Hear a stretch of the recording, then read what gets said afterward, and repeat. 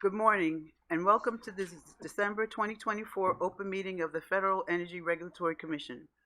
FERC's mission is to assist consumers in obtaining reliable, safe, secure, and economically efficient energy services at a reasonable cost through appropriate regulatory and market means and collaborative efforts. The purpose of the open meeting is for the Commission to consider the matters that have been duly posted in accordance with the Government in the Sunshine Act. Members of the public are invited to observe, which includes attending, listening, and taking notes, but does not include participating in the meeting or addressing the Commission. Actions that purposely interfere or attempt to interfere with the commencement or conducting of the meeting or inhibit the audience's ability to observe or listen to the meeting are not permitted. This includes attempts by audience members to address the Commission while the meeting is in progress. Any persons engaged in such behavior will be asked to leave the building. Anyone who refuses to leave voluntarily will be escorted from the building. Additionally, documents presented to the chairman, commissioners, or staff during the meeting will not become part of the official record of any commission proceeding, nor will they require further action by the commission. If you wish to comment on an ongoing proceeding before the commission, please visit our website for more information. Also, representatives from FERC's Office of Public Participation are located outside of the Commission meeting room to answer questions and assist the public with submission inquiries. Thank you. Madam Secretary, we are ready to begin. Good morning, Mr. Chairman. Good morning, Commissioners. This is the time and place that has been noticed for the open meeting of the Federal Energy Regulatory Commission to consider the matters that have been duly posted by the Commission. Please join us in the Pledge of Allegiance. I pledge allegiance to the flag of the United States of America and to the republic for which it stands, one nation, under God, indivisible, with liberty and justice for all.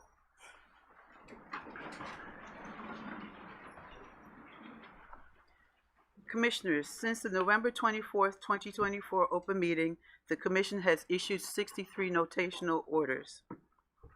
Thank you. Thank you, Madam Secretary, and good morning, everyone.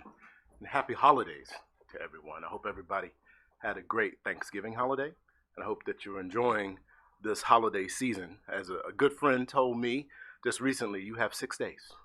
So be optimistic, you can do it. I'm going to be brief today and just mention a couple agenda items that we have. We have several reliability-related orders. I will just mention item number E9.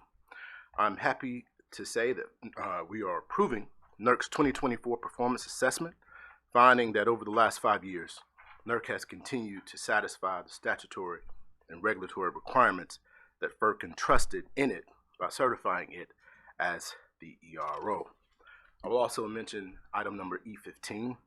In E15, we find that Renew has demonstrated that the ISO New England tariff's assignment of network upgrade O&M costs to interconnection customers is unjust and unreasonable. This finding makes sense. Renew provides compelling evidence that O&M cost of network upgrades to the ISO New England transmission system do not reflect costs that would not be incurred but for the interconnection customer's interconnection. Therefore, this order requires ISO New England and the New England transmission owners to return to the cost allocation approach for network upgrade O&M costs adopted in order number 2003. I appreciate all the hard work from staff that went into this order, and I now turn to my colleagues for their comments. Thank you, Mr. Chairman. The only comment I have is I want to recognize Mary O'Driscoll over here, who's going to be retiring into this month, and I want to thank her for all her great support, not only to the Commission, but to me. So thank you, Mary, and congratulations on your retirement. And with that, that is it. Nicely done. Commissioner Rosner. I don't know if I can do it that fast, but but I'd like to wish everyone happy holidays. And as I reflect on the last few months here, I just really like to thank all my colleagues and all our staff at the Commission and all of the folks who engage in our work. Thank you for your hard work. and dedication to the public interest here. I hope this holiday season everyone gets some well-deserved rest with their families. Also, congratulations to Mary O'Driscoll. From where I've sat for many years, you've been the voice of FERC, and we'll miss you. I know we're all eager to get to the most important item on today's post-meeting agenda, the holiday party. But I do want to make a comment or two on NERC's recent long-term reliability assessment.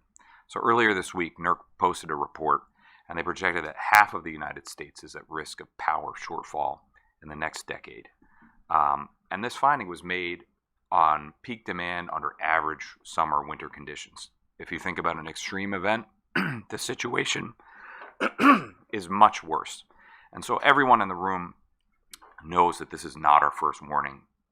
And I think we all agree that this is an unacceptable risk. There's many reasons for it.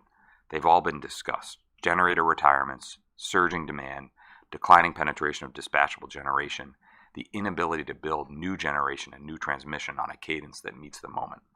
And so meeting this challenge, it's more than just all of the above. We need we need every last drop of efficiency we can get out of the current system.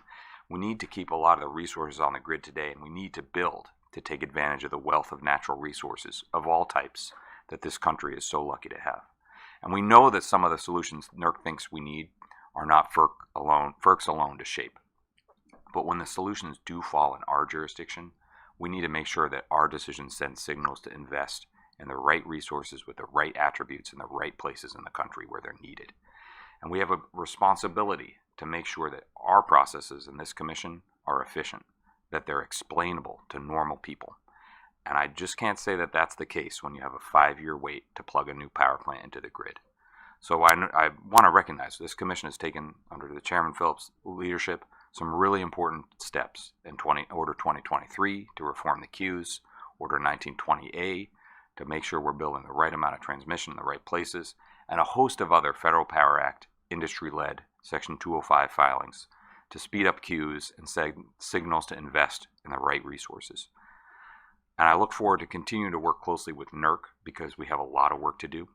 And on the topic of work, I'll just take a moment, no rest for the wearies. I know we have the holidays, but on one item today is a NOPR on NERC's proposed inverter-based ride-through standard.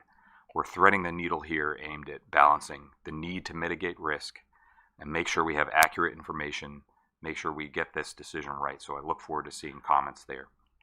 And then with all this in mind, let me just flag one item on today's agenda that lays bare one of the most pressing problems that we face. That's item E5. This is just one example of this. Here we've got a 900 megawatt generator that the grid operator removed from its queue at a time when the grid is facing dire warnings about resource adequacy. And I'm concurring because I completely agree the order finds the right answer here. The grid operator in this case, they did not violate their rules when they pulled this generator out. But when you take a step back from the specific details of the tariff, the things that everybody on this room is steeped in, and look at the bigger picture, I think the outcome here is really hard to explain. Simply put, the interconnection process is failing us when it forces a generator that's been in the queue for 5 years to go all the way back to the beginning of the line when it missed the deadline by a few hours, when they were willing the next morning when the bank opened to send more than $10 million in a security deposit to the grid operator to move forward, that our rules didn't allow that. So again, I'd be remiss if I didn't acknowledge that the good news here is that the commission and the grid operator in this case have taken some important steps to improve the interconnection process that allow us to have some more flexibility so that situations like this don't happen again. But I just think we need to do more. And anything less, given the NERC report, given all the economic opportunities this country has to meet the moment on the new demand that we have, I just want to make sure that we are focusing on this problem on this commission going forward. So that is all I have to say. Thank you, Chairman. Thank you, everyone, for listening. Back to you. Thank you. Commissioner C. Thank you, Mr. Chairman. Good morning, everyone, and happy holidays. I know we have more later, but I do want to echo congratulations to Mary for your incredible service to the Commission.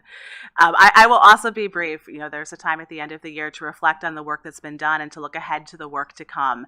When I think about the work that's been done, I am always struck, Madam Secretary, when you note the large number of items that the Commission has acted on from one meeting to another. They don't tell you quite how busy FERC is before you take on this role.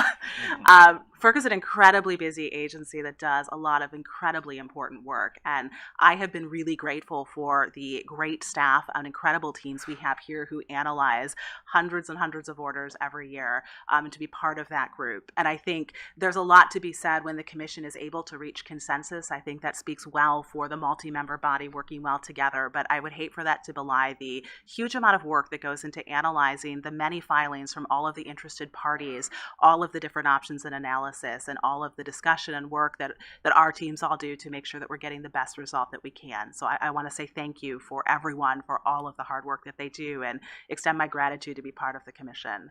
Looking ahead, I also say briefly, I share many of the comments and concerns that Commissioner Rosner has raised. We're in a time where there is a lot of work to be done, and I really appreciate the important role that FERC does, and I also share the commitment to be working with the chairman and my colleagues when it comes to those many matters we have ahead of us in 2025. I'm also very grateful for all of the different perspectives that many of you all who are here share with us when it comes to the others who share important roles when it comes to the challenges facing the energy sector in our country, whether that's the states or advocacy groups who represent different communities, the RTOs and industry. Your perspectives and voices matter, and I have really appreciated hearing from you all over my first several months as a commissioner, and look forward to continuing to incorporate that very important feedback and perspective as we take on some critical matters going forward in 2025. So thank you to everyone for the work that's been done. I hope everyone has a wonderful and relaxing holiday season, but we all are not taking the foot off the brakes when it comes to the great work and important work that's ahead of us to come. Thank you, Commissioner C. Commissioner Chang. Good morning, Chairman, and good morning, everyone. Happy holidays. I just want to echo my appreciation for Mary's incredible work here at the Commission, and I know we'll talk about that a little bit more. But I also want to say I appreciate the wonderful band in the hallway. If you had not seen that, is incredible. Absolutely incredible amount of talent here at FERC. There are a few things I want to highlight in December. I want to highlight and express the support for continued collaboration of industry and regulators in the NERC's Gas Electric Alignment for Reliability, or GEAR, working group. Earlier this week in Atlanta, and my team, Adam from my team, had actually participated along with several others here that participated in Atlanta between GEAR and AGA, American Gas Association, convened an inaugural Natural Gas Readiness Forum. I think this work is so important, not only for the near term, looking out into the near term upcoming winter, but also ongoing into the future. And these two sectors are so intertwined today, and how we depend on each other, the gas and the electric sectors. So I look forward to working with my colleagues on this very important topic going forward. Earlier in December, I also had an opportunity to be back home in Boston, visiting many of the New England colleagues and friends. And thank you again for the welcome that I received there. I was so heartened by how New England states and ISO New England are working together to strengthen the markets there and marching to the same beat toward planning and developing the needed transmission, particularly with the support with Department of Energy's funding for the New England's Power Up projects. In addition, just last week, New England states through NESCO requested ISO New England to conduct a competitive solicitation for regional transmission project to meet the needs.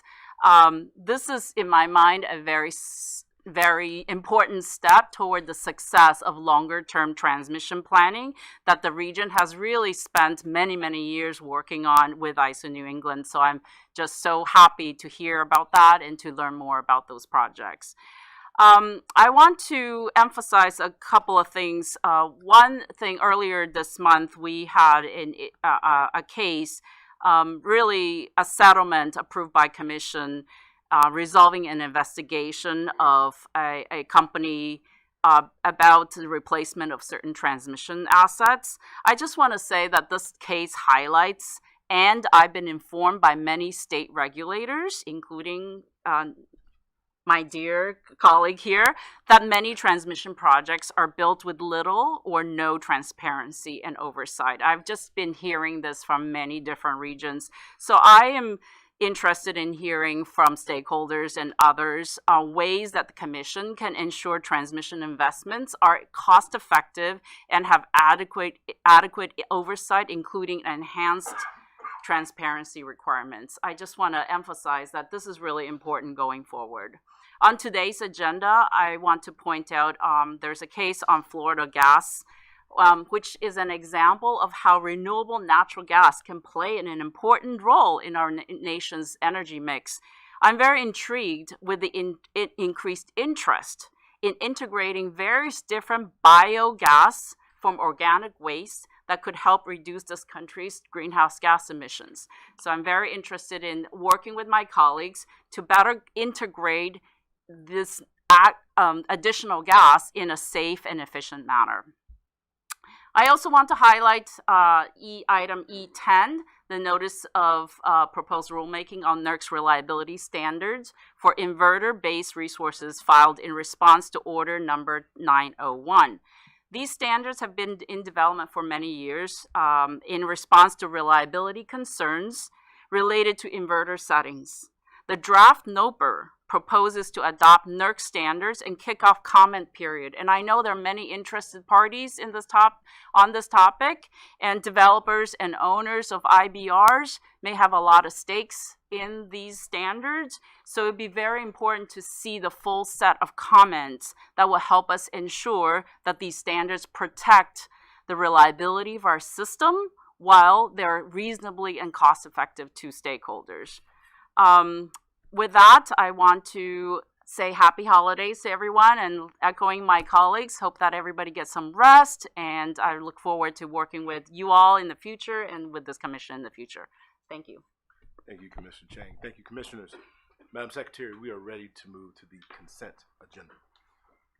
Since the issuance of the Sunshine Act notice on December 12, 2024, no items have been stricken from this morning's agenda. Your consent agenda is as follows. Electric item, E1, E2, E3, E4, E5, E6, E7, E8, E9, E10, E11, E12, E13, E14, and E15. Gas item, G1. Hydro items, H1, H2, and H3. Certificates item, C1. Commissioner C is not participating in E14 on today's agenda. As to E5, Commissioner Rosner is concurring with a separate statement. We will now take a vote on this morning's consent agenda items. The vote begins with Commissioner Chang. I vote aye. Commissioner C. With the exception of E14, I'm not participating in, I vote yes. Commissioner Rosner. Noting my concurrence on E5, I vote yes. Commissioner Christie. I have no separate statements. Vote yes on everything. And Chairman Phillips. I vote aye. Thank you. Mr. Chairman, that concludes today's items for consideration. Thank you, Madam Secretary. Before we end, I do have just a few more remarks. I want to say something about Mary. As many of you have already said today, and as we all know, Mary has been with the Commission for over 17 years. Today is her last open meeting, and it will be our last press conference together. Since May of 2007, Mary has served as a director of the Media Relations Division in the Office of External Affairs, OEA. In that role, she has been the primary spokesperson for FERC through 9 chairmen, starting with Chairman Kelleher, up to the present day. She has provided invaluable media advice, coaching, and countless written products to advance the agenda of each FERC chair during her tenure. And I might add, my fellow commissioners. Mary exemplifies the qualities and values of a dedicated public servant, demonstrating an unwavering commitment to her role and to the mission of this commission. There has been a dramatic change in the media landscape since that time, and Mary has been leading and guiding FERC through the transition with tenacity, with skill, ingenuity, and I'd say with honor. I want to say a personal thank you to Mary for all the support you've given me over the years. You know, it's not easy to teach an old dog new tricks. And I can say you taught me many worthy things and have made me a better communicator. Thank you for that. We wish you all the very best in your well-deserved retirement. And it is my honor to present to you the Chairman's Medal Award. Please come forward and receive your award.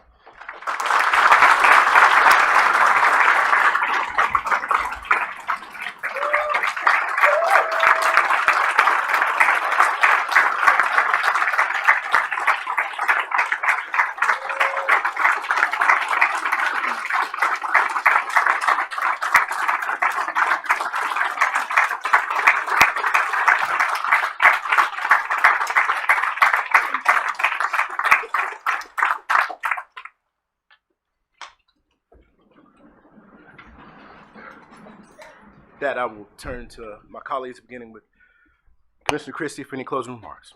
Yeah, happy holidays, everybody. He's good. Commissioner Rosner. Ditto. I think he bested you. Commissioner C. Me too. Commissioner Chang. Happy holidays, everyone. Thank you, everybody. This concludes our open meeting.